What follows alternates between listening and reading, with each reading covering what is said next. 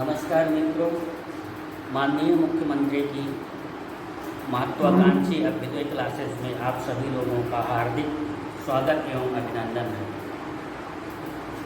मित्रों, जैसा कि आप सभी अवगत होंगे, आप लोगों का करंट अफेयर्स का क्लास इससे पहले चल चुका है।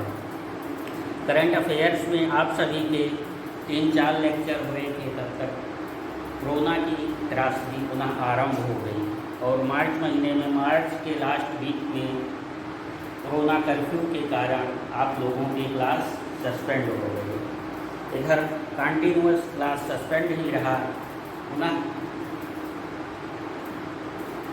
कोरोना कर्फ्यू लगभग समाप्त हो गया है। सारी गतिविधियाँ ओपन हो गई हैं और इस अंतराल में आप लोगों के एग्ज़ाम भी पोस्टपोन हुए थे और अब एग्ज़ाम की डेट डिक्लेयर कमीशन द्वारा डिक्लेयर कर दी गई है। IAS और IPCS, UPSC एंड UPPSC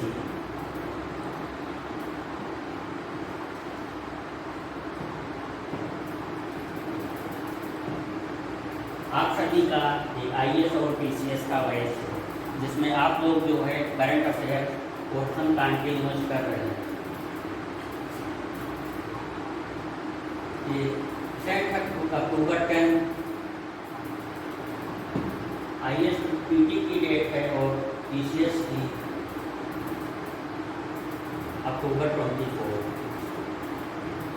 तो मेनली यहाँ पर आप लोग PCS पर कंसंट्रेट हैं और जो लोग IAS, बहुत सारे लोग इसमें IAS कीजिए।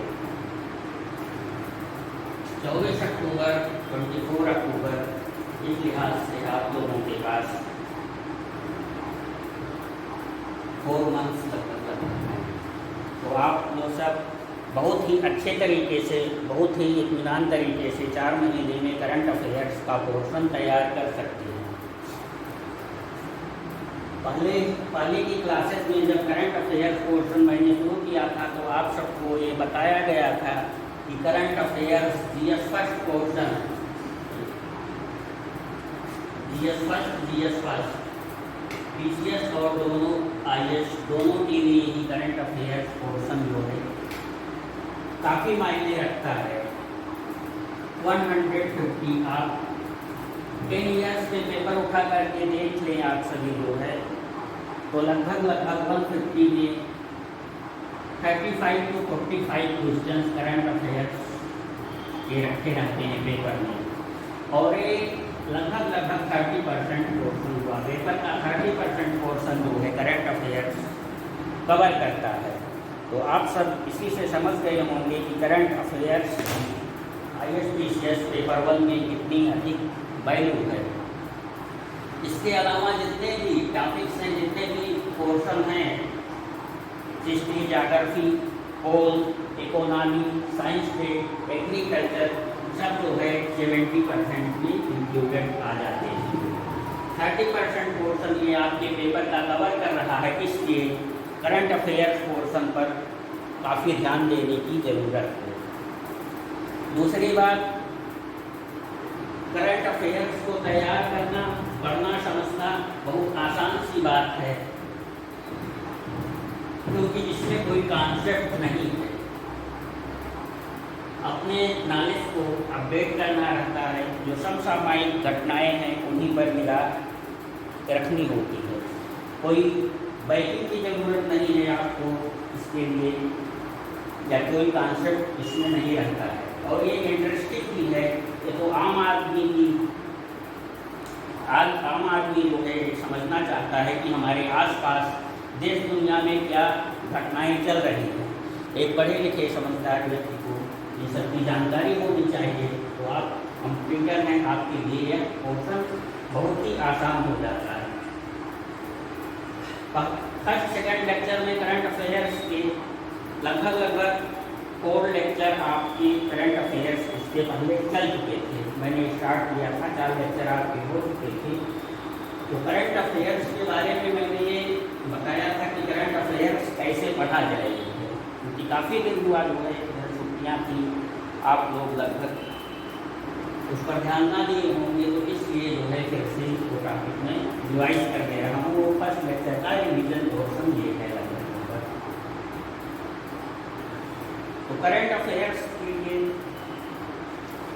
सबसे जरूरी है मंथ पेपर्स, न्यूज़ पेपर्स आप लीजिए जो है BCS के या IAS के चाहे जो भी एग्जाम हो, करंट अफेयर्स का जो है सबसे पहला तरीका ये है कि आप कोई ना कोई डेली का न्यूज़पेपर लीजिए। इसमें इंग्लिश मीडियम के लिए the Hindu, Indian express, ETC, Jansatta Hindi, ये मेनली IAS के लिए है। आप सभी में से जो IAS देना चाहते हैं वो बेसिकली द हिंदू न्यूज़पेपर लेते रहिए, उसका अध्ययन बहुत ही जरूरी है। इसके अलावा जो प्राइमरी प्रदेश के बच्चे हैं जिनमें यहाँ द हिंदू, जनसत्ता ये सब पेपर नहीं अवेलेबल हैं, हिंदी मीडियम के लिए जो है आप सभी कोई भी एक पेपर, दैनिक जागरण, अमर उजाला या हिंदुस्तान,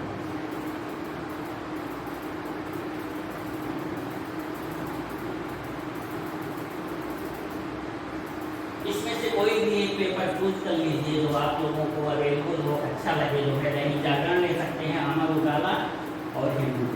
इंग्लिश हिंदुस्तान, इंग्लिश में the Hindu, Indian express, Hindi medium की जनसत्ता जो है, इसमें से कोई भी एक, केवल एक पेपर आप ले सकती हैं, आपको लेना है। करंट अफेयर्स पोर्शन की तैयारी करना चाहिए। अब पेपर में से क्या करना है जो है, डोमेन में आप लोग इतने समझदार हैं कि ये समझ सकते हैं कि परीक्षाओं में कौन से जो है घटनाएँ इसमें से आ सकती हैं। कोई जो है नेशनल इवेंट हो, इंटरनेशनल इवेंट कोई हो, विज्ञान प्रौद्योगिकी, आर्थिकी, खेल समाचार, बिजनेस का पोर्शन आर्थिकी जो होता है, उन सबको आप पढ़िए जो है। और जो आपको इम्पॉर्टेंट लगे आप पढ़ेंगे, खुद ब खुद ये समझ में आ जाएगा कि हमारी परीक्षा की पॉइंट ऑफ व्यू से कौन सी चीज़ें इस पेपर में इम्पॉर्टेंट है।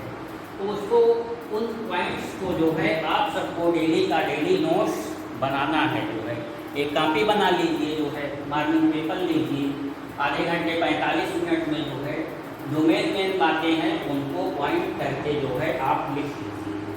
तो ये जो है सबसे मेन वर्क आपका करंट अफेयर्स तैयार करने का जो है पेपर स्टडी, पेपर नोट्स जो है ये बनाने हैं। दूसरी बात, एक मंथली मैगजीन प्रतियोगिता दर्पण, क्रॉनिकल, घटना चक्र, आप कोई भी चूज कर लीजिए। जो है कोई आप लोग कोई भी चूज कर लीजिए, कोई भी एक मैगजीन, मंथली मैगजीन आपके पास होनी चाहिए, आप उसका अध्ययन करेंगे। घटना चक्र,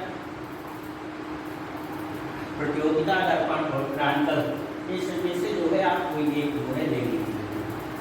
फिर थर्ड बात क्या आती है, तीसरी बात जो है करंट अफेयर्स के लिए हर एग्ज़ाम के पहले बहुत सारी बुक स्टॉल पर जाइए, बहुत सारी मैगजीन अवेलेबल आ जाती हैं, अवेलेबल होती हैं वार्षिकी, अर्धवार्षिकी के रूप में, जिसमें पिछले साल भर के घटनाक्रम दिए जाते हैं। वार्षिकी में साल भर के और आपकी अर्धवार्षिकी में विगत 6 महीने के इम्पॉर्टेंट घटना चक्र जो है दिए रहते हैं। तो एग्ज़ाम के पहले जब आए 15 दिन पहले जो है आप वो एक मैगजीन ले लीजिए, करंट अफेयर्स की वार्षिकी, अर्धवार्षिकी या एग्ज़ाम के पहले बहुत सारी आती है, कोई उसमें से चूज कर लीजिए। जो है आप ले सकते हैं दृष्टि की आती है, घटना चक्र दृष्टि, घटनासार, क्रॉनिकल पैनोरमा,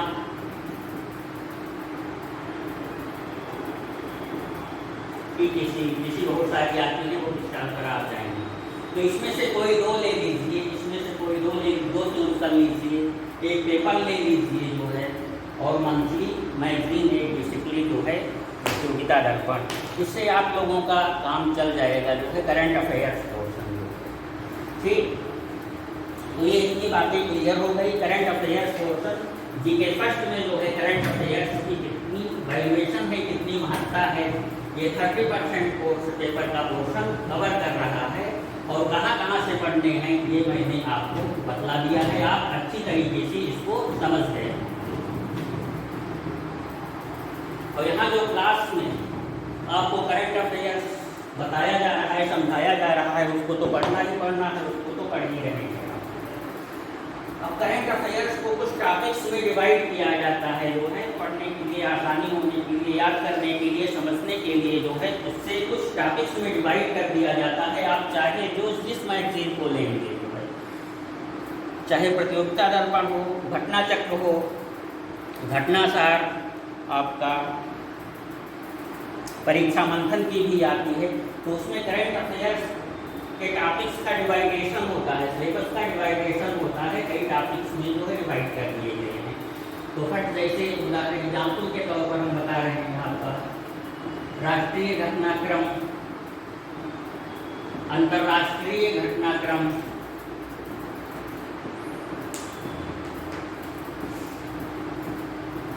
आर्थिकी एवं वाणिज्यिकी,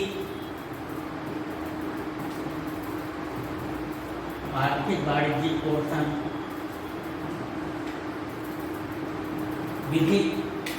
विधिक परिदृश्य,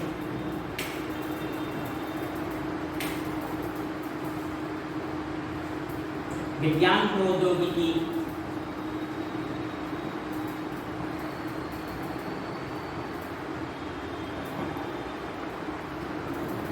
खेलकूद, स्पोर्ट्स।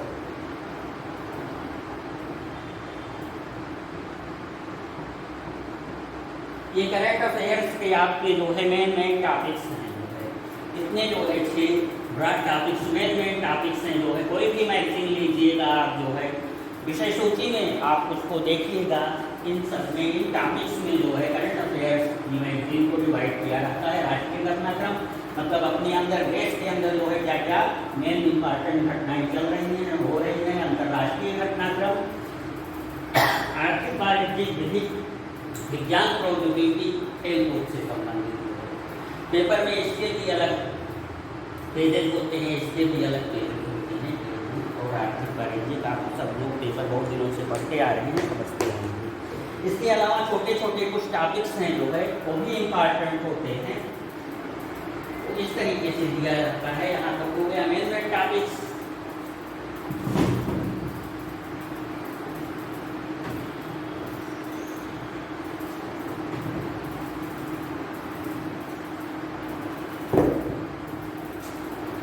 इसके बाद आता है पुरस्कार सम्मान।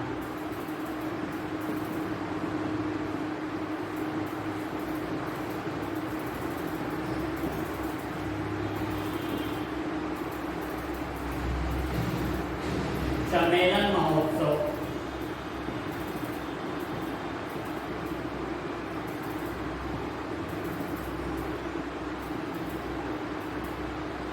पुरस्कार सम्मान, बहुत सारे पुरस्कार होते हैं। खेल जगत के पुरस्कार होते हैं आपके, राजीव गांधी खेल रत्न पुरस्कार, अर्जुन अवार्ड, किसी द्रोणाचार्य अवार्ड, या साहित्य के ज्ञानपीठ, सरस्वती, रमन मैग्सेसे, इस तरीके से बहुत सारे जो है गांधी अंतर्राष्ट्रीय गांधी शांति पुरस्कार, राष्ट्रीय गांधी शांति पुरस्कार, बहुत सारे पुरस्कार, नोबेल प्राइज, ये सब होते हैं। इनमें से क्वेश्चन जरूर रखते रहते हैं, एक या दो क्वेश्चन पेपर में। इसके बाद सम्मेलन महोत्सव, बहुत सारे सम्मेलन होते हैं नेशनल इंटरनेशनल स्तर पर, G7, G8, आसियान, ब्रिक्स, ये सब सम्मेलन कहाँ हुए, आयोजित किए गए जो है, और क्या क्या मेन थीम रही, इसकी क्या बातें निकल के आई जो है, ये आपको पढ़ना है। फिर चर्चित व्यक्तित्व,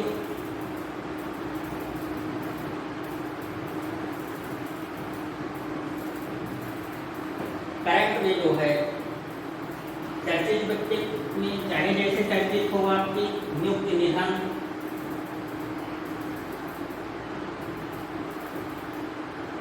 या चर्चित होने के लिए किसी के जो है अन्य बातें हो सकती हैं, तो जो समय जो है इस में चर्चित व्यक्तित्व में आए, इसका मृत्यु हुआ, इसका निधन हुआ या किन कारणों से कोई व्यक्ति चर्चित हुआ, उसको पढ़ना है आपको।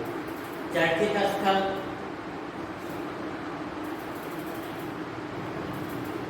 चर्चित पुस्तकें,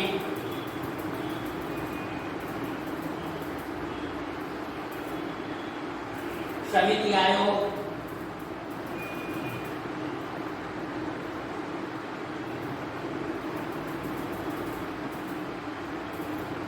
ऑपरेशन अभियान,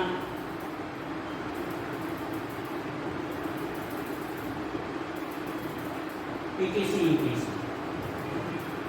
नदी में जो है इसमें से लगभग जो है हर पोर्शन से एक या दो क्वेश्चन आप पेपर उठा करके देखिए, जो है आपके पेपर में जीएस पार्ट 1 में जो है रखे रहते हैं। पुरस्कार सम्मान से एक दो क्वेश्चन, सम्मेलन महोत्सव से, तहसील व्यक्तित्व नियुक्ति और निधन से, चर्चित स्थल, पुस्तकें, समितियां, आयोग, ऑपरेशन, आर्थिकी।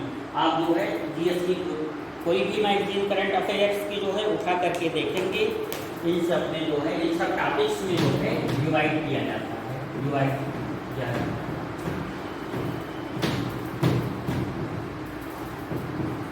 इसके बाद प्रश्न उठता है, क्वेश्चन एराइज होता है कि आप सबको करंट अफेयर्स का पोर्शन जो है कितने मंथ का, कितने दिनों का जो है घटनाक्रम को इंक्लूड किया जाए, जो है कितना पढ़ा जाए, जो है पिछले कितने महीनों की घटनाओं का अध्ययन हम करें।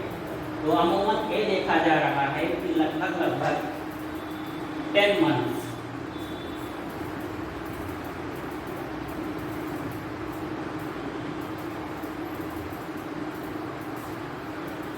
आपके पेपर्स अक्टूबर महीने में हैं,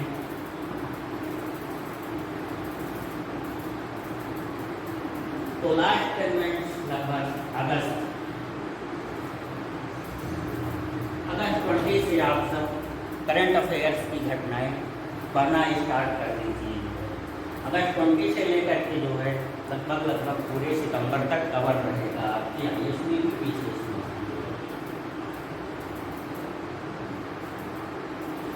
तो इस तरीके से आपके 10 मंथ्स के जो है घटनाओं को पढ़ना है, इधर 10 मंथ्स की जो है।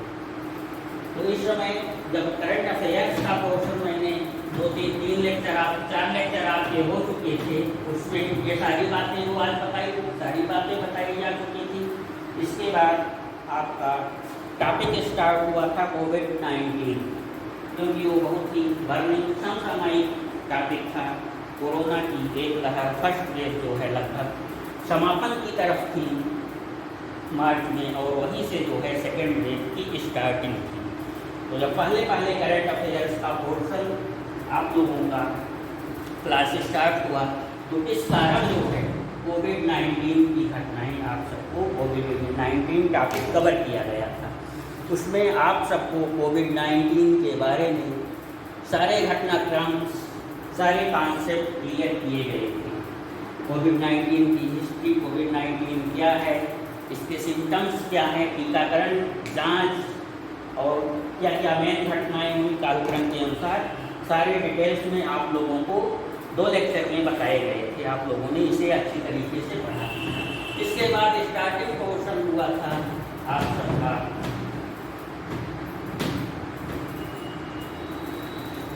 बजट का। आप सब पढ़े होंगे, बजट का एक लेक्चर लिया गया था, क्योंकि आप सभी के एग्ज़ाम कोरोना त्रस्ती के कारण पोस्टपोन हो गए थे, जो कि जून महीने में रखा गया था एग्ज़ाम। इसलिए करंट अफेयर्स का सिस्टमेटिक पोर्शन नहीं पढ़ाया गया था। सोचा ये गया था कि एग्ज़ाम पोस्टपोन हुआ है, पता नहीं कब वो एग्ज़ाम जो है फ्यूचर में, तो जब एग्ज़ाम होगा उस हिसाब से करंट अफेयर्स का पोर्शन डील किया जाएगा। क्योंकि करंट अफेयर्स में तो करंट चीज़ें पढ़नी रहती हैं, ये टाइम के अनुसार होता है। नहीं कि आप जो है जैसे जीएस में हिस्ट्री जाकर पीपल इकोनॉमी पढ़ लीजिए, वो कभी भी परीक्षा में जो है पूछे जाएंगे। लेकिन करंट अफेयर्स में तो जो है विगत 10 मंथ्स, 8 मंथ्स, 10 मंथ्स ये घटनाएं ही पूछी जाएंगी। इसलिए जो है प्रॉपरली करंट अफेयर्स के घटनाक्रम आपको नहीं स्टार्ट किए गए थे, क्योंकि एग्जामिनेशन का कोई श्योरिटी नहीं थी कि कब एग्जामिनेशन हो जाएगा, कब एग्जाम हो जाएगा। तो इसलिए बजट का पोर्शन आपका कोविड-19 पोर्शन डील करके जो है एक लेक्चर बजट का हुआ था और उसे ही हम आज कंटिन्यू कर रहे हैं बजट पोर्शन आपका।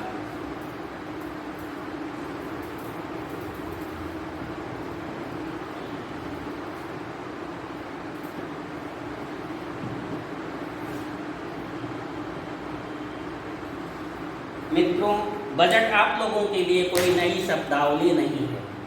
आप लोग छुटपन से ही जो है ये सुनते आए हैं बजट बजट बजट जो है। हमारा बजट बिगड़ गया, हमारा बजट नहीं सही है, आप अपने बजट में चलिए। तो बजट एक आम शब्दावली है जिससे आप लोग जो है भली प्रकार से परिचित हैं व्यवहारिक रूप में, लेकिन यहाँ सैद्धांतिक पक्ष का अध्ययन आप सबको करना है। बजट के जो है प्रिंसिपल सैद्धांतिक पक्ष क्या है। मित्रों, बजट को इस तरीके से समझा जा सकता है, हिसाब किताब जो है, हिसाब किताब रखना, पैसे के खर्च का जो है अपना हिसाब किताब तैयार करना, मेंटेन रखना, वो एक बजट बना। जैसे घर का खर्चा चलाना है जो है, तो घर का मुखिया उसे मालूम है कि हमारी मंथली इनकम कितनी है जो है, हमें कितने विभिन्न सोर्सों से जो है महीने में कितनी इनकम हो रही है, कितनी आय प्राप्त हो रही है, उसके अनुसार कौन कौन से सामान खरीदने हैं, कौन कौन से हमें कार्य करने हैं जो है एक सिंपली आउटलाइन खींच लेता है। गेहूँ चावल दाल खाने पर जो है हमारा इतना रुपया खर्च हो जाएगा, सब्जी पर इतना खर्च हो जाएगा, कपड़े पर इतना खर्च हो जाएगा, दवाइयों में इतना लगता है, बच्चों की पढ़ाई में इतना लगता है, वो भी कितने इतने रुपए जो है, जिससे एक आउटलाइन वो मतलब बना लेता है अपने खर्चे का। आप अपने घर में ही देखते सुनते होंगे जो है कि मतलब किस किस पोर्शन पर कितने कितने रुपए मुझे एक्सपेक्ट करने हैं, खर्च करने हैं जो है। तो बजट बनाया जाता है। छोटे घर को चलाने के लिए भी जो है सही तरीका ये है कि एक बजट बना लिया जाए जो है। आप लोग हमेशा ही प्रायः ही सुनते रहते, बजट बजट शब्दावली सुनते रहते हैं। तो बजट यही चीज़ है जो है अपने आय व्यय का हिसाब किताब मेंटेन करना, रखना जो है। और इस बजट के कई फायदे होते हैं जो है। ये वित्तीय अनुशासन, फाइनेंशियल डिसिप्लिन देता है।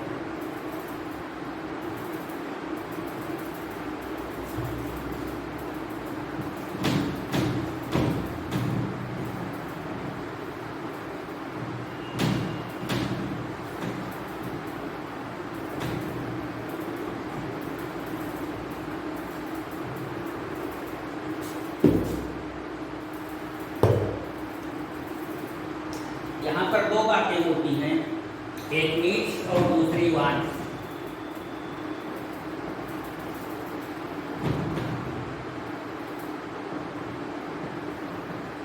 नीड्स क्या है? आपको या एक आम आदमी को सामान्य जीवन यापन करने के लिए जो वस्तुएं आवश्यक होती हैं, जो संसाधन आवश्यक होते हैं, वही आपकी नीड्स है जो है, जिनके बिना आपका सामान्य जीवन सुचारू रूप से नहीं चल सकता है।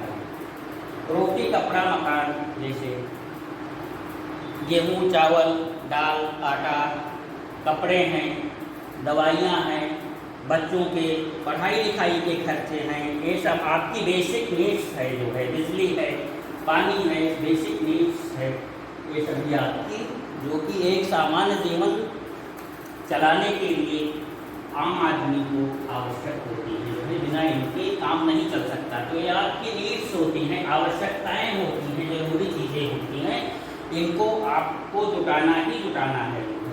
और दूसरी तरफ क्या होती हैं आपके, दूसरी तरफ वांट्स, इच्छाएं, डिजायर जो है कि हमारी क्या इच्छाएं हैं। किसी की इच्छा हो गई जो है चलिए रेस्टोरेंट में खाना खाया जाए, PVR में बढ़िया मूवी देखा जाए जो है, हमारे पास वो है अच्छी 20-25 लाख की फॉर्च्यूनर जैसी गाड़ियाँ होनी चाहिए, किसी की इच्छा होती है, वांट्स होती है। लेकिन उसके बाद जो है संसाधन नहीं है, पैसे नहीं है जो है इन सब पर पे करने के लिए।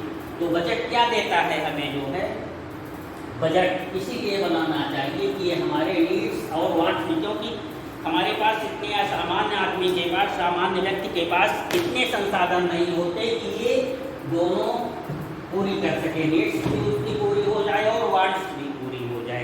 नीड्स तो जो है लिमिटेड होती हैं और वांट्स जो है अनलिमिटेड होती हैं, इसकी कोई सीमा नहीं होती, ये इनफाइनाइट वांट्स होती है। एक वांट्स फुलफिल होने के बाद आपकी दूसरी तीसरी चौथी शुरू हो जाती है, जैसे जैसे संसाधन बढ़ते जाते हैं।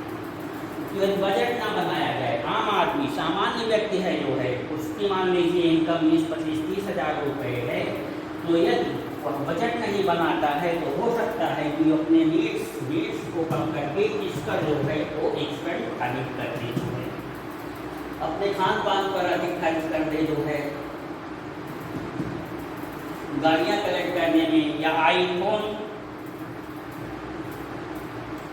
खरीदने में स्पेंड कर दे, तो इस पर, क्योंकि उसके पास संसाधन तो लिमिटेड हैं, पैसे लिमिटेड हैं, आय लिमिटेड है, जो है प्राप्तियाँ लिमिटेड हैं, जो है तो यदि इस पर खर्च कर देगा तो यहाँ उसकी कमी हो जाएगी, जो है और ये पता लगेगा कि वो अपने वांट्स को, अपने डिजायर को फुलफिल करने के लिए उस पर पैसे खर्च कर दे रहा है। और एक स्थिति आती है कि वो जब नहीं फुलफिल कर पाता है अपने संसाधनों से तो उधार लेता है, कर्ज लेता है अपने मित्रों से, दूसरे किसी से, जो है और वो कर्ज की बोझ में इस तरीके से फंसता चला जाता है।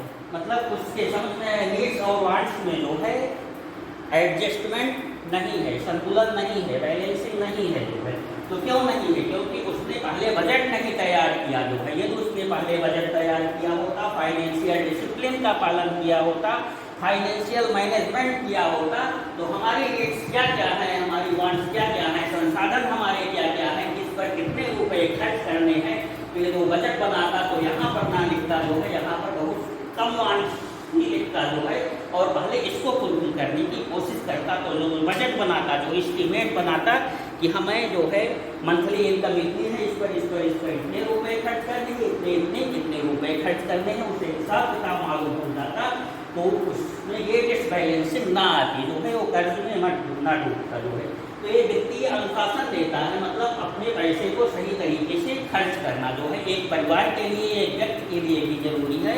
और इसी तरीके से राज्य सरकार और देश तो बहुत बड़ा होता है, जो है बहुत बड़ी अर्थव्यवस्था होती है, बहुत जनसंख्या होती है, बहुत सारे उद्देश्य होते हैं, काम करने होते हैं, इसलिए वहाँ तो बजट बहुत ही जरूरी है। तो जब छोटे स्तर पर बजट की इतनी आवश्यकता है तो आप सोच सकते हैं मित्रों की राज्य और देश के लिए बजट की कितनी महत्ता है। ठीक,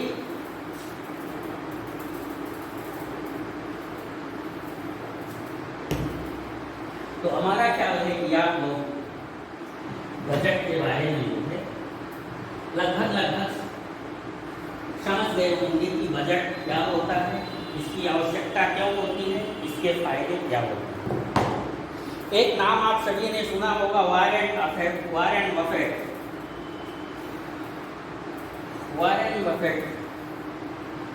बहुत बड़े उद्योगपति, बिजनेसमैन हैं, संयुक्त राज्य यूएसए के। तो इनका ये मानना है कि यदि इनका एक स्टेटमेंट है, फेमस स्टेटमेंट है, यदि आप गैर जरूरी सामानों को खरीदते हैं, यदि आप गैर जरूरी सामानों को खरीदते हैं तो एक दिन ऐसा आएगा कि आपको जरूरी सामानों को बेचना पड़ेगा। मतलब यदि आप गैर जरूरी सामान खरीदते हैं, जो है जो आपके सामान्य जीवन के लिए जरूरी नहीं है, तो एक समय ऐसा आएगा कि आप इतनी दिवालिया हो जाएंगे कि जो आपके पास जो जरूरत की सामग्री भी है उसे बेचना पड़ेगा। मतलब आपकी आर्थिक स्थिति दयनीय हो जाएगी। तो जरूरी गैर जरूरी क्या है, क्या खरीदना है, ये बजट मुझे बताता है, बजट से पता लगता है। यदि हम बजट बनाएंगे तो ये स्थिति नहीं आएगी।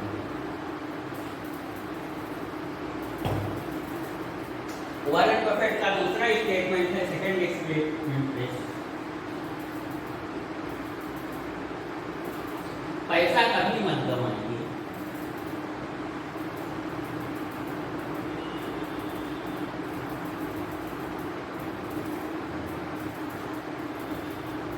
पैसा, धन, मनी कभी मत गवाइए। नियम नंबर 1, वॉरेन बफेट का नियम नंबर 1। और नियम नंबर 2 जो है, रूल सेकंड है, ये रूल फर्स्ट को कभी मत भूलिए।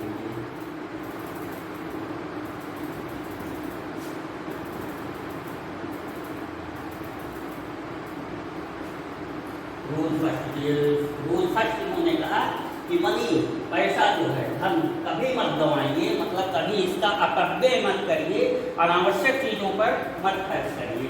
और सेकंड रूल ये है कि रूल एक को कभी मत भूलिए, इसका हमेशा आजीवन पालन करिए।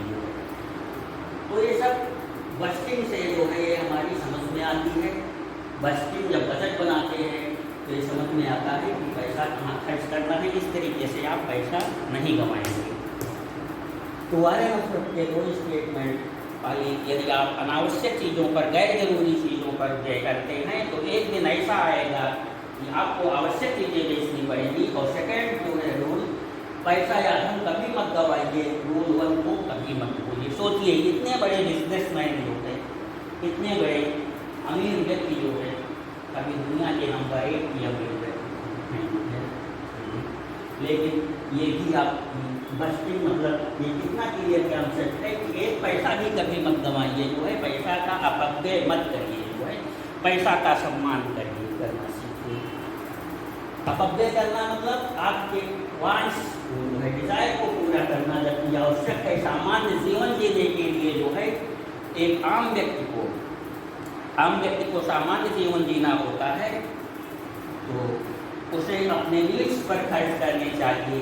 क्योंकि यदि आपके पास, सामान्य व्यक्ति के पास फॉर्च्यूनर नहीं है, आईफोन नहीं है, एरोप्लेन से यात्रा नहीं कर रहा है, तो उसका जीवन रुकेगा नहीं, जो है सामान्य जीवन उसका बहुत अच्छे तरीके से चलता रहेगा। लेकिन यदि इस पर वो खर्च करता है तो ये जीवन बाधित होगा और उसके बाद वो उसके सामने जो है समस्याएं आएंगी। तो ये सब मैनेजमेंट होता है बजट से। जब आप बजट बनाएंगे तो आप फाइनेंशियल डिसिप्लिन का पालन करेंगे और आपका जीवन, आपकी अर्थव्यवस्था जो है, इकोनॉमिक स्थिति बहुत अच्छी तरीके से चलती रहेगी। बजट इसीलिए बनाया जाता है कि पैसे का अपव्यय ना हो, हमारे पास सीमित संसाधन हैं, आवश्यकताएं बहुत अधिक हैं, जो है उन संसाधनों से आवश्यकताओं की पूर्ति कैसे किया जाए।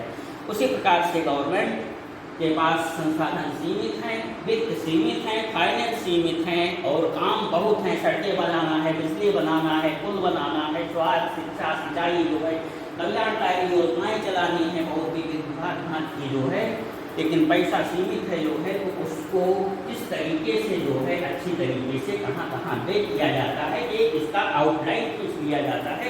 गवर्नमेंट सरकार की जो है उसे बजटिंग बजट करती है।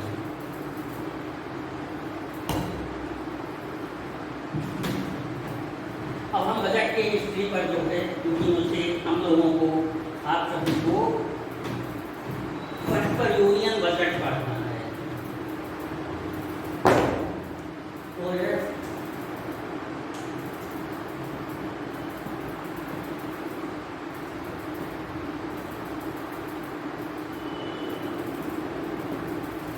हम लोग बजट 2021-22 स्टार्ट करते हैं।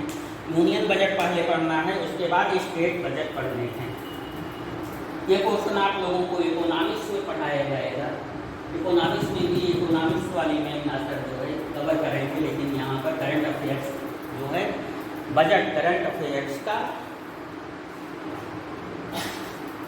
इम्पॉर्टेंट टॉपिक है, इम्पॉर्टेंट क्वेश्चन है, इसलिए बस 2020-21 आप लोगों को यहाँ पर स्टार्ट किया जा रहा है। इस बजट 2021-22 को पढ़ने के लिए कुछ आपको इसके बजट की हिस्ट्री में बजट कैसे आरंभ हुआ, बजट कैसे बनता है जो है, ये पढ़ लेना आवश्यक है। और दूसरी बात, बजटिंग को समझने के लिए इकोनॉमिक्स के कुछ कॉन्सेप्ट क्लियर होने चाहिए, कुछ इकोनॉमी की टर्मिनोलॉजी इसमें आती है, जिसे बजट समझने के लिए आप लोगों टर्मिनोलॉजी की, इकोनॉमिक्स के कुछ कॉन्सेप्ट की जो है समझना बहुत ही ज़रूरी होता है। तो पहले आज डायरेक्ट जो है बजटिंग 2021-22 ना शुरू करके उस कॉन्सेप्ट को क्लियर किया जाएगा, क्योंकि जब तक वो कॉन्सेप्ट क्लियर नहीं होगा तब तक आप बजट के बारे में अच्छी तरीके से ज्ञान नहीं प्राप्त कर सकेंगे, बजट को अच्छी तरीके से समझ नहीं पाएंगे। तो उन इकोनॉमिक टर्मिनोलॉजीज को कॉन्सेप्ट को पढ़ना बहुत आवश्यक है। तो बजट,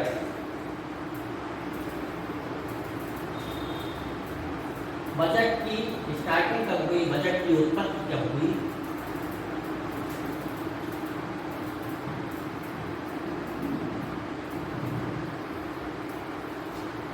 बजट की उत्पत्ति लैटिन फ्रांसीसी शब्द जो है बुल्गा से हुई है। बुल्गा, बुल्गा, लैटिन फ्रांसीसी शब्द बुल्गा।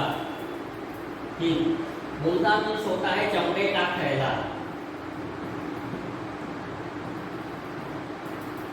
क्योंकि फ्रांस में जब बजट पेश किया जाता था फाइनेंस मिनिस्टर द्वारा, तो बजट के दस्तावेज, बजट के पेपर, डॉक्यूमेंट्स जो है एक चमड़े का थैला बना होता था, उसमें ले जाया जाता था संसद में, पार्लियामेंट में, असेंबली में जो है चमड़े का थैला जो है फाइनेंस मिनिस्टर ले जाते थे।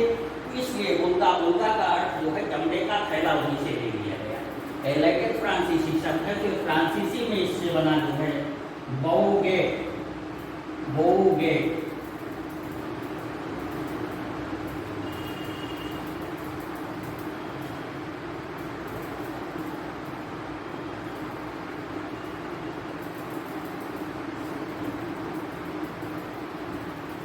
पुनः फ्रांसीसी शब्द बुल्गा से बोगेट बना, फ्रांसीसी से फ्रेंच टर्मिनोलॉजी।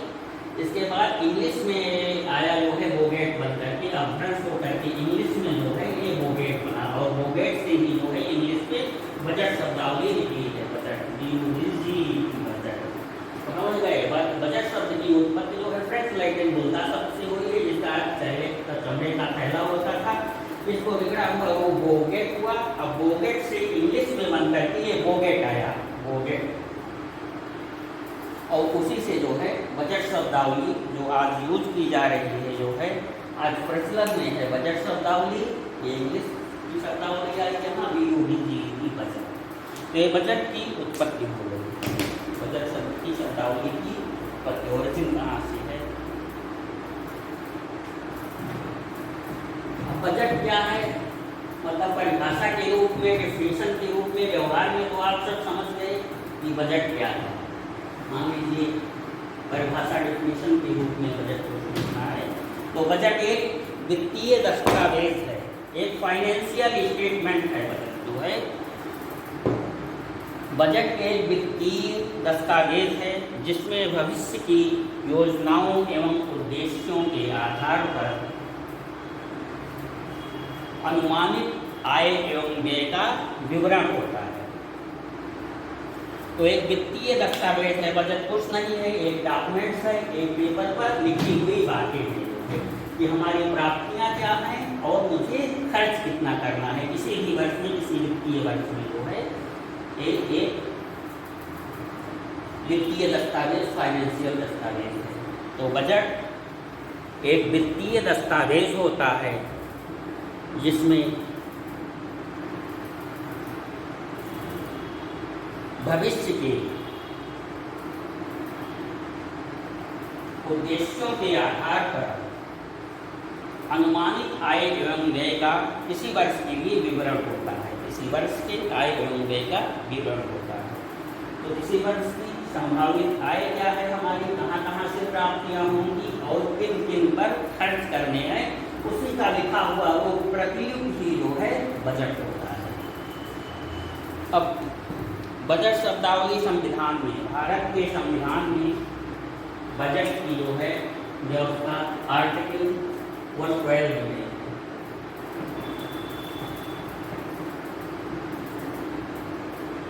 आर्टिकल 112, वहाँ पर बजट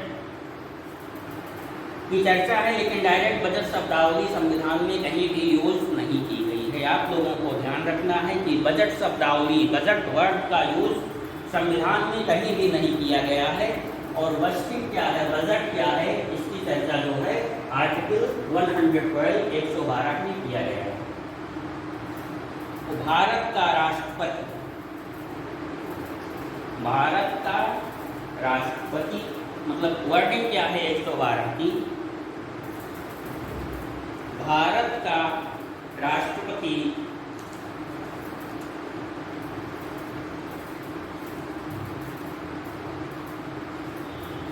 राष्ट्रपति प्रत्येक वित्तीय वर्ष के संबंध में, राष्ट्रपति प्रत्येक वित्तीय वर्ष के संबंध में संसद के दोनों सदनों के समक्ष भारत सरकार की उस वर्ष की अनुमानित आय एवं व्यय का विवरण रखवाएगा, जिसे इस भाग में वार्षिक वित्तीय विवरण कहा जाएगा। आर्टिकल 112 की शब्दावली इस प्रकार है। राष्ट्रपति प्रत्येक वित्तीय वर्ष के संबंध में भारत के प्रत्येक वित्तीय वर्ष के संबंध में दोनों सदनों के समक्ष भारत सरकार की उस वर्ष की प्राक्कलित आय एवं व्यय का विवरण रखवाएगा, जिसे संविधान के इस भाग में संविधान में वार्षिक वित्तीय विवरण कहा जाएगा। 112 आर्टिकल 112 यही कहती है। तो वहाँ पर बजट की चर्चा है जो है वार्षिक वित्तीय विवरण से कहा गया है, बजट शब्दावली यूज नहीं की गई है। और बजट कहाँ प्रस्तुत किया जाएगा? आपका संसद के दोनों सदनों में प्रस्तुत किया जाएगा, और एक बजट को संसद के दोनों सदनों से पारित होना आवश्यक होता है। बजट संसद के सदनों के समक्ष, सदन के समक्ष जो है रखवाने का अधिकार किसे है? राष्ट्रपति के। राष्ट्रपति के अधिकार से रखा जाता है, लेकिन राष्ट्रपति की ओर से इसे प्रस्तुत कौन करता है? Finance minister. तो बजट प्रस्तुतिकरण जो है सदन में फाइनेंस मिनिस्टर करता है, लेकिन बजट को प्रस्तुत करवाने का अधिकार जो है भारत के राष्ट्रपति को प्राप्त है। संविधान द्वारा यह अधिकार जो है राष्ट्रपति को प्रदान किया गया है। तो ये भारतीय संविधान की बात हो गई, आपके बजटिंग प्रोसेस की। बजट क्या है ये अच्छी तरीके से समझ गए। अब बजट, भारतीय बजट का इतिहास जो है, बजट का आरंभ कहाँ से हुआ जो है व्यवहारिक रूप में भारत में, तो सबसे पहले जो है 1860 में जब ईस्ट इंडिया ब्रिटिश गवर्नमेंट की, ब्रिटिश हुकूमत की 1860 1816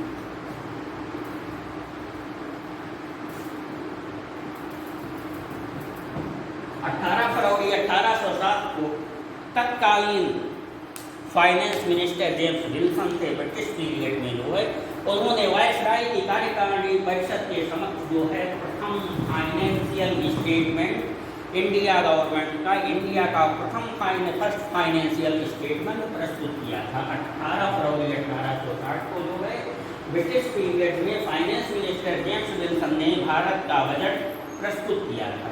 तो इस तरीके से वो भारत की बजटिंग प्रोसेस के जन्मदाता माने जाते हैं। आपके जेम्स विल्सन तत्कालीन फाइनेंस मिनिस्टर, भारत के बजटरी सिस्टम का जनक कौन है? ये जेम्स विल्सन होते हैं। इसके बाद ये ब्रिटिश पीरियड की बात की, भारत आज़ाद हुआ तो 26 नवंबर 1947 को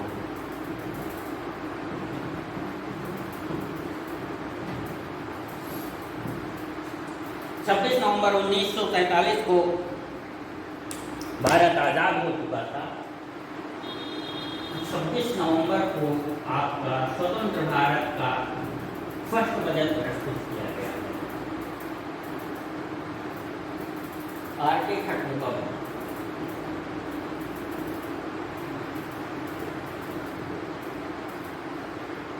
1947 में फाइनेंस मिनिस्टर थे आर्टिकल जो है, इन्होंने स्वतंत्र भारत का पहला बजट 26 नवंबर 1947 को प्रस्तुत किया। ये जो है अंतरिम सरकार जवाहरलाल नेहरू की अध्यक्षता में जो है अंतरिम सरकार में फाइनेंस मिनिस्टर आर.के. खडगौन ने 26 नवंबर 1947 को स्वतंत्र भारत का पहला बजट प्रस्तुत किया। इसके बाद गणतंत्र भारत का 26 जनवरी 1950 को जो है भारत गणतंत्र बना जो है, तो गणतंत्र भारत का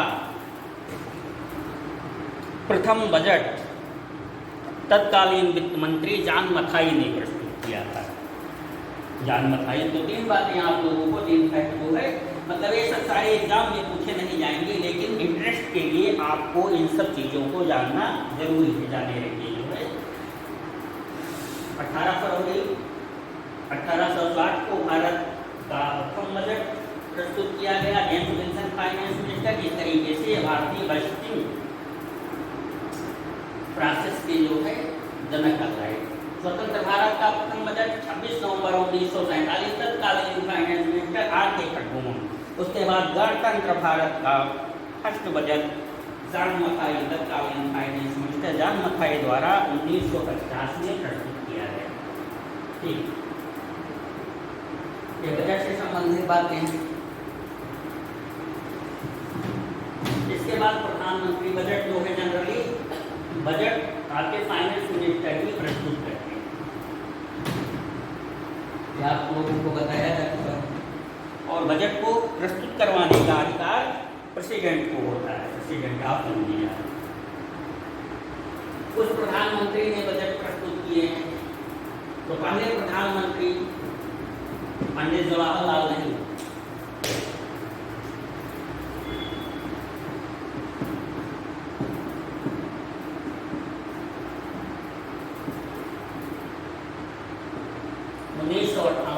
का बजट जो है प्रधानमंत्री नेहरू ने प्रस्तुत किया था। क्यों प्रस्तुत किया था? क्योंकि ये उस समय जो है 1890, 1858, 59 में फाइनेंस मिनिस्टर का भी चार्ज लिए थे, फाइनेंस मिनिस्टर भी थे, इसलिए जो है इन्होंने बजट प्रस्तुत किया था। तो पहले प्रधानमंत्री जिन्होंने बजट प्रस्तुत किया था पंडित जवाहरलाल नेहरू। इसके बाद श्रीमती गांधी ने प्रस्तुत किया प्रधानमंत्री रहते हुए। श्रीमती गांधी 1970 का बजट प्रस्तुत किया, क्योंकि उस समय जो है फाइनेंस मिनिस्टर भी अपनी प्रधानमंत्री इंदिरा गांधी जी भी थी, इसलिए इन्होंने बजट प्रस्तुत किया। ये प्रधानमंत्री से संबंधित। उसके बाद प्रधानमंत्री राजीव गांधी ने भी बजट प्रस्तुत किया। ये आपके फैक्ट्स हैं। सबसे अधिक बार बजट इंडिया में सबसे अधिक बार बजट किसने प्रस्तुत किया? तो ये जो है फैक्ट आपके मोरारजी देसाई, जो प्रधानमंत्री भी रह चुके हैं हमारे, तो उन्होंने 10 बार बजट प्रस्तुत किया है।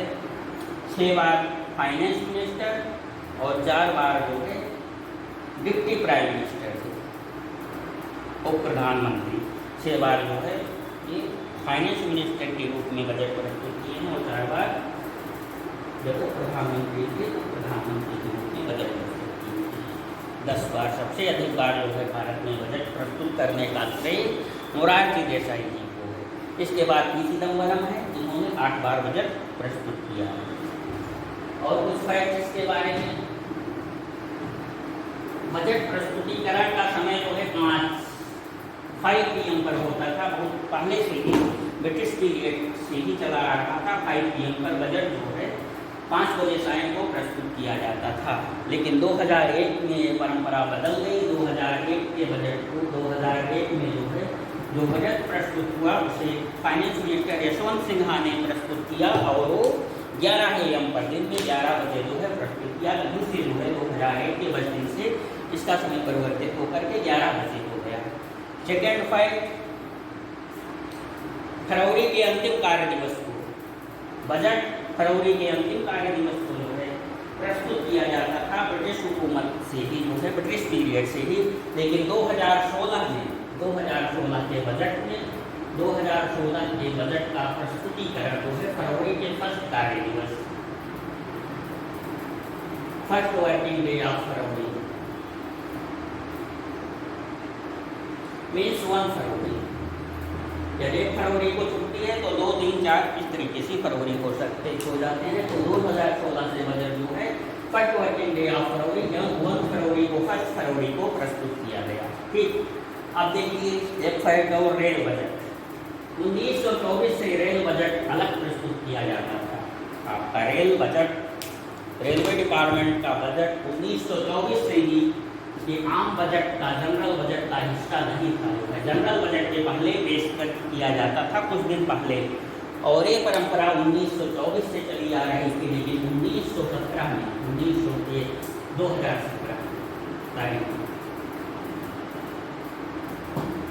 2017 का जब बजट प्रस्तुत हुआ वो ज्वाइंट बजट, संयुक्त बजट, कंबाइंड बजट जो है प्रस्तुत हुआ रेल विभाग का और सारे विभागों का बजट, आम बजट जो है एक साथ प्रस्तुत हुआ 2017 से। तो ये कुछ जो है इम्पॉर्टेंट फैक्ट्स हैं जो एग्जाम में आ भी सकते हैं, नहीं भी आ सकते हैं, लेकिन इनको जानना आप लोगों को बहुत आवश्यक था, इसलिए बताने लगे। फर्स्ट लेडी, इंडिया की फर्स्ट लेडी जिन्होंने बजट प्रस्तुतिकरण किया वो आप जान चुके हैं, श्रीमती इंदिरा गांधी ने 1970 में प्रथम महिला थी जिन्होंने बजट प्रस्तुत किया। उसके बाद दूसरी महिला 1921 में निर्मला सीतारामन फाइनेंस मिनिस्टर जो है बजट प्रस्तुत करती चली आ रही है, और इन्होंने 1 फरवरी 2021 को जो बजट प्रस्तुत किया निर्मला सीतारामन जी का जो है ये तीसरा बजट है। तो ये महिला दूसरी महिला जो है जिन्होंने बजट प्रस्तुतिकरण किया। तो ये सारे फैक्ट्स जो है आपके बजट के बारे में थे, तो जानना जरूरी है। इसके बाद कॉन्सेप्ट पोर्शन आता है बजट का, बजट की कुछ टर्मिनोलॉजी, बजट के कुछ कॉन्सेप्ट आपको क्रिस्टल क्लियर होना जरूरी है, अन्यथा आप बच्चों को बजट में क्या क्या बातें होती हैं नहीं समझ पाएंगे। तो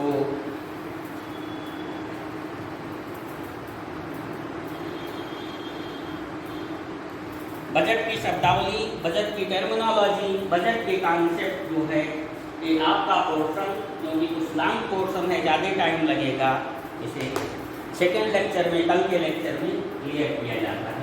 तो एक समरी रूप में जो है आप ये समझ लीजिए कि आज की क्लास में आप लोगों को क्या क्या डील किया गया, जो है क्या क्या बातें बताई गई। सबसे पहले आपको importance of current affairs in GS part 1 30% जो है। इसके बाद कौन कौन से पार्ट कवर करने होते हैं, कौन कौन से पोर्शन, कौन कौन से टॉपिक्स आपके करंट अफेयर्स पोर्शन में आते हैं, कैसे पढ़ना है जो है। इसके बाद कौन कौन से पेपर पढ़ने हैं, डेली एक पेपर आप जो है या हिंदू जनसत्ता नहीं ले सकते हैं तो अमर उजाला, दैनिक हिंदुस्तान, दैनिक जागरण हिंदुस्तान, कोई भी एक पेपर लीजिए। उसके इम्पॉर्टेंट फैक्ट्स में हम बता चुके हैं, राष्ट्रीय स्तर पर, अंतर्राष्ट्रीय स्तर पर, खेलकूद, विज्ञान प्रौद्योगिकी, आर्थिक वाणिज्य जो है, पुरस्कार, सम्मान, चर्चित व्यक्ति, चर्चित समिति, आयोग, ये सब जो है इससे जो है रिलेटेड जो भी क्वेश्चन आए एक नोटबुक पर डेली का डेली जो है 5, 7, 8 पॉइंट से ज़्यादा नहीं होंगे, 7, 8 पॉइंट को ये आप कवर करके लिखते चलिए। इसके बाद मंथली मैगजीन्स, प्रतियोगिता दर्पण, घटना चक्र, क्रांतिकल चाहे जो आप कीजिए जो है उसका अध्ययन करिए, उसके इम्पॉर्टेंट पोर्शन हाईलाइट करते रहिए। फिर एग्जामिनेशन के पहले जो मैगजीन्स आती है वार्षिक, अर्धवार्षिक या लास्ट 10 मंथ्स के जितने भी पोर्शन होते हैं करंट अफेयर्स के, उसमें जो है उस मैगजीन में दिए रखते हैं। आप एग्जामिनेशन के पहले जो अच्छी मैगजीन्स आती हैं जो है घटना चक्र, घटना साथ पतली पतली होती हैं, कोई भी 2 मैगजीन ले करके उसे अच्छी तरीके से अध्ययन करें और जो क्लास में बताया जा रहा है उसको सुनते जाएं अच्छी तरीके से चैतन्य हो करके, और अपने नोटबुक्स में वो पॉइंट नोट करते रहिए। इससे लगभग आपका जो है 75-80% जो है करंट अफेयर्स, जब दुर्भाग्य ना रहा तो 80% करंट अफेयर्स के पोर्शन आपके बहुत आसानी से क्लियर हो जाएंगे। तो बहुत कम करंट अफेयर्स पोर्शन ऐसा पोर्शन है जिसमें बहुत कम टाइम ले करके जो है अच्छा ज्ञान प्राप्त किया जा सकता है, क्योंकि ज़्यादा क्वेश्चन इससे आते हैं। इसके बाद आपका बजट क्या है समझाया गया, क्यों आवश्यकता पड़ती है जो है सरकार, परिवार के लिए, सरकार के लिए क्या आवश्यकता है बजट बनाने की, फाइनेंशियल डिसिप्लिन इससे आता है। उसके बाद आपका ये पोर्शन डील किया गया कि बजट क्या है, संविधान में बजट कैसा है, बजट कैसे बांटित किया गया है। इसके बाद बजट के संबंध में कुछ फैक्ट्स, भारतीय बजटिंग प्रोसेस, बजटिंग व्यवस्था के संबंध में जो कुछ इम्पॉर्टेंट 8-10 फैक्ट हैं वो कवर किया गया। अब इसके बाद आपकी टर्मिनोलॉजी के पोर्शन, कॉन्सेप्ट के पोर्शन, बजट में जो शब्दावलियाँ आती हैं जो है, जैसे पूंजीगत आय, पूंजीगत प्राप्तियाँ, पूंजीगत व्यय, राजस्व आय, राजस्व घाटा, बजटीय खाता, ये सारे टर्मिनोलॉजी बार बार बजट में आएंगे जो है, तो जब तक ये टर्मिनोलॉजी आपको क्लियर नहीं होंगे तब तक बजट जो है अच्छी तरीके से आप समझ नहीं पाएंगे। इसलिए 2021-22 का बजट पढ़ाने के पहले, यूनियन बजट और स्टेट बजट पढ़ाने के पहले आपको उन टर्मिनोलॉजी को समझना जरूरी है और उसकी कवरिंग जो है कल सेकंड लेक्चर में की जाएगी। आशा है कि आप लोग अच्छी तरीके से समझे होंगे। जो धन्यवाद।